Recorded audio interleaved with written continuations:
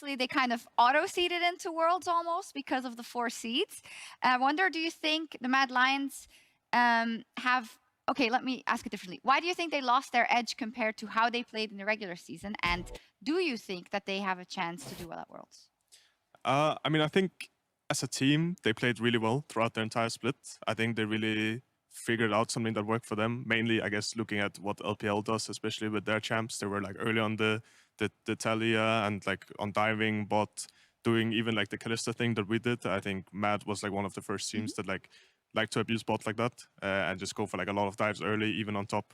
But I'd say once they got a little bit more figured out and the meta got a little bit more figured out, I'd say as a whole, Mad is...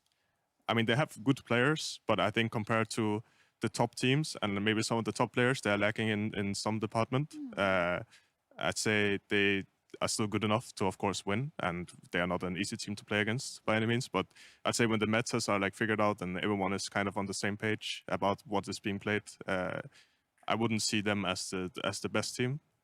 And yeah, maybe they could surprise me, but in this case they didn't. So Yeah. yeah. Yeah, I mean, you can be realistic. I think that's what everyone is about the Mad Lions.